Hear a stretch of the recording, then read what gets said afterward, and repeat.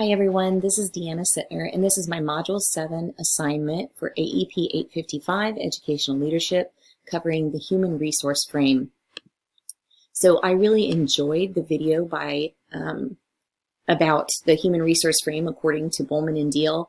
In this, they look at this organization as a family, and that makes good sense to me, especially in the school setting.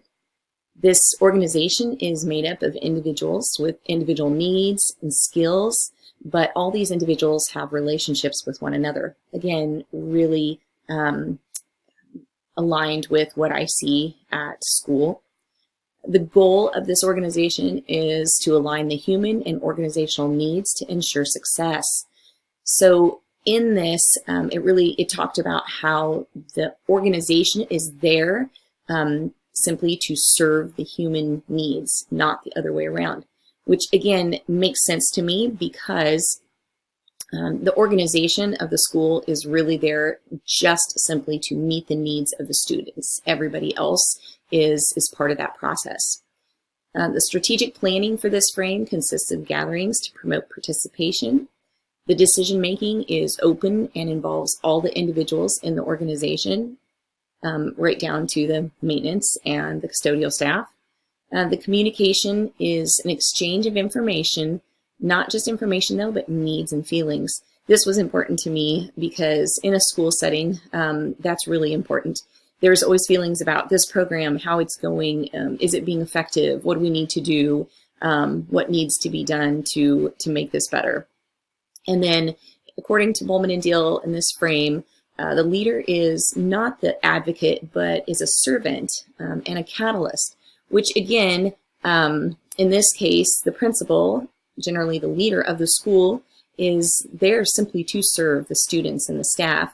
And their main job is a catalyst to make things happen, get programs going, get staff going in the right direction, doing what needs to be done.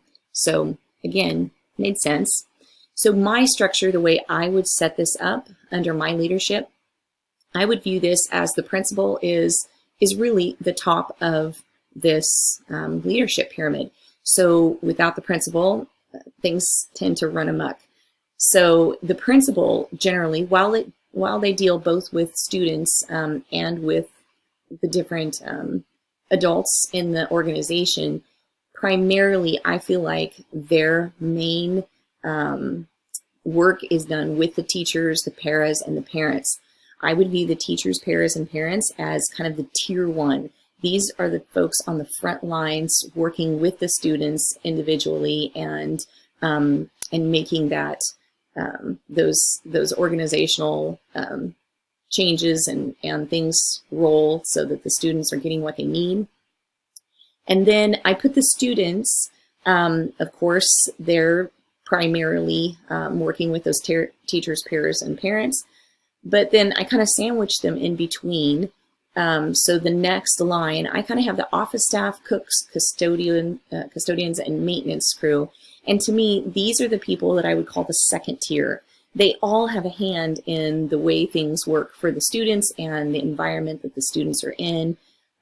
However, they're not necessarily the front line, but they are kind of that second tier. They may have daily interaction, but on a limited basis.